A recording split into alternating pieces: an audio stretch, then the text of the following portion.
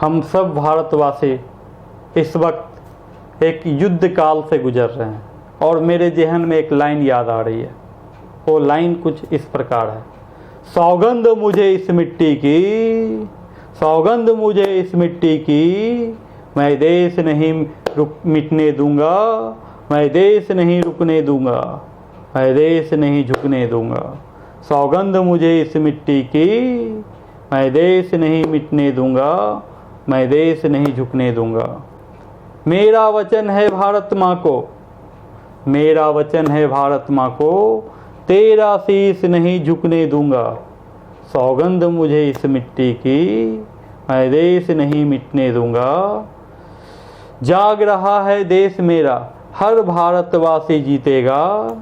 सौगंध मुझे इस मिट्टी की, मैं देश नहीं मिटने दूंगा, मैं देश नहीं झुकने दूंगा।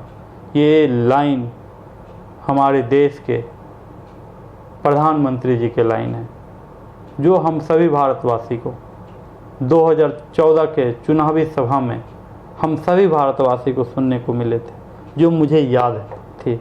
इसीलिए मैंने इस लाइन को दोहराया। नमस्कार मित्रों, मैं आपका भाई, आपका दोस्त करण। सभी चाचा ताऊ भाई बहन सबको जय श्री राम। ये लाइन के एक एक शब्द हमारे देश के प्रधानमंत्री जी के हैं और हम सभी भारतवासी 135 करोड़ भारतवासी संवैधानिक तरीके से अपने देश के प्रधानमंत्री जी को दोबारा चुन करके प्रधानमंत्री बनाए। और जब हमारे देश पे किसी भी समय में जब हमारा देश एक संकट काल से गुजर रहा था, तो हमारे देश के प्रधानमंत्री जी फ्रंट से लीड करके उस संकट काल में उन सारे संकटों से भारत को सेफ रखा। और ये सारे ताकत प्रधानमंत्री जी को हम सभी भारतवासी 135 करोड़ जनता ने के एक एक वोट से चुन करके मिली। और जब जब देश पे कोई बुरा समय आया, तो हमारे देश के प्रधानमंत्री जी देश की एकता, अखंडता और संप्रभुता की रक्षा के लिए जो स्टेप लेने थे, वो सारे स्टेप को लिए। चाहे वो बात उड़ी अटैक के बाद पाकिस्तान में घुसकर सर्जिकल स्ट्राइक करने की हो, या फिर पुलवामा अटैक के बाद पाकिस्तान में घुसकर एयर स्ट्राइक करने की बात हो, चाहे वो डोकलाम में चाइनीज सेना आके खड़ी हो और उस वक्त ऐसा लग रहा हो कि अब चाइना के साथ भारत का युद्ध हो जाएगा, तो वैसे समय में भी हमारे देश के प्रधानमंत्री जी अपने कुशल नेतृत्व से, अपने कूटनीतिक प्रभाव से, जो देश के लिए, देश की 135 करोड़ जनता के लिए जो कदम उठाने चाहिए थे, उन्होंने उठाया और डट कर सामना किया। और कुछ समय के बाद चाइनीज फौज डोकलाम से उठ करके चली गई।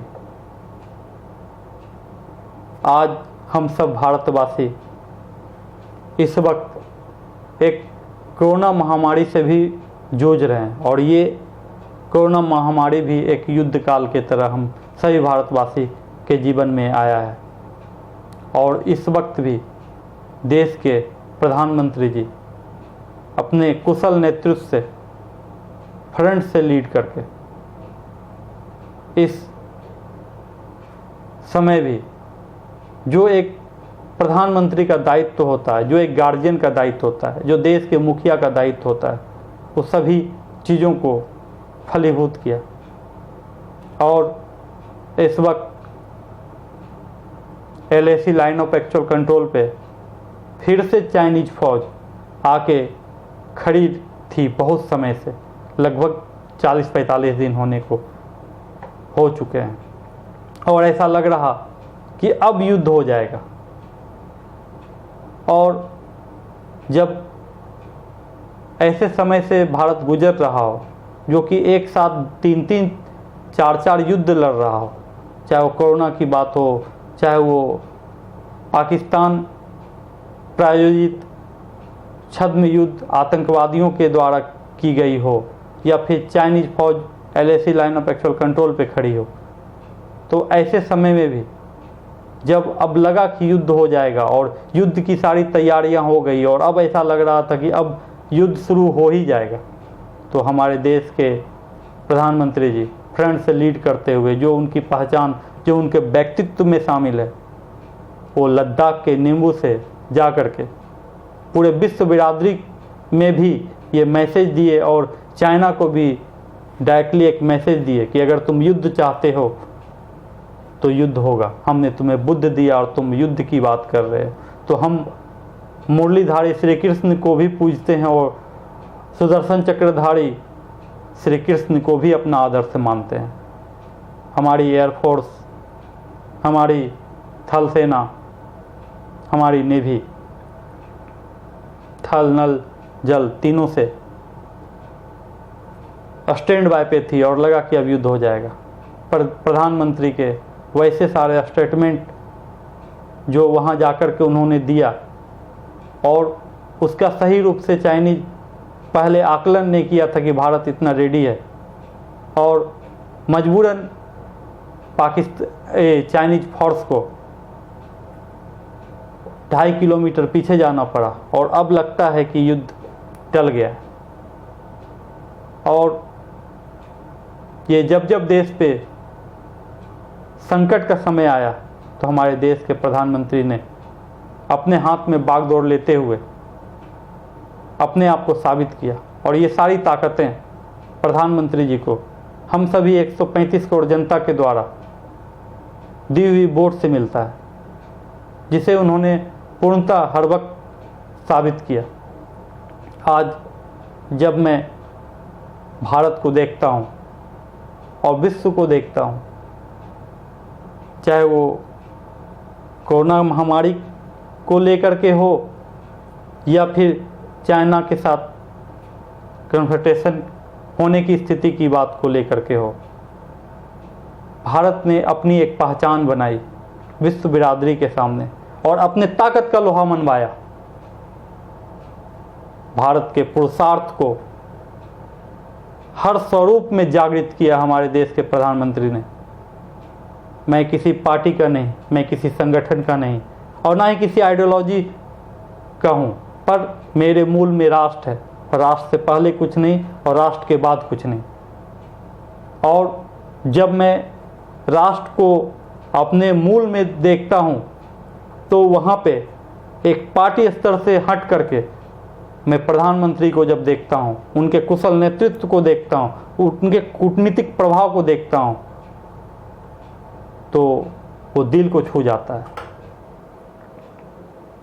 और मैं जो देख रहा हूँ, भारत को विश्व बिरादरी में आने वाले समय में एक उगते हुए सूरज के रूप में देख रहा हूँ।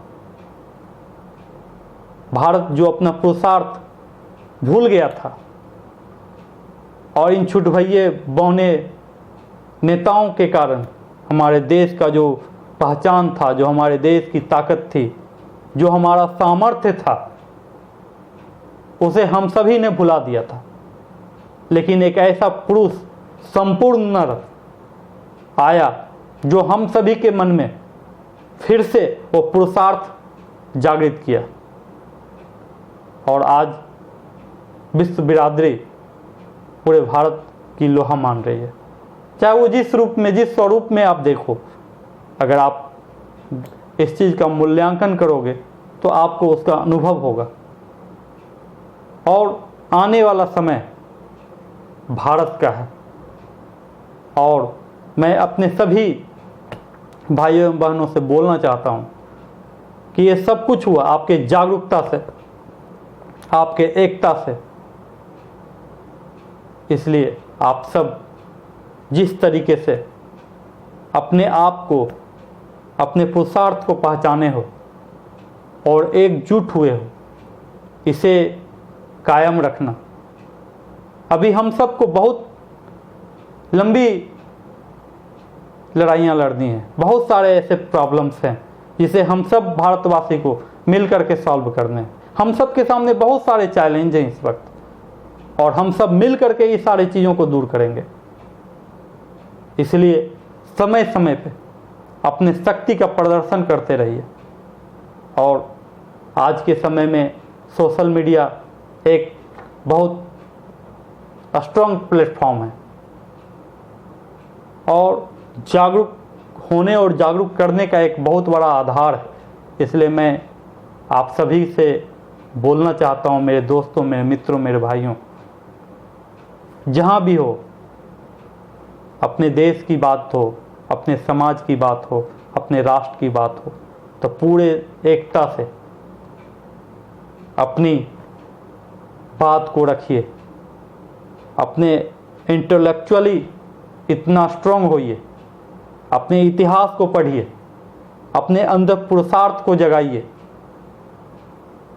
तभी आप जो लक्ष्य निर्धारित किए हैं, आने वाले समय में अपने देश को विश्व गुरु के रूप में देखना चाहते हैं, तो आपको, हमको, पूरे भारत के 135 करोड़ लोगों को एक होना पड़ेगा।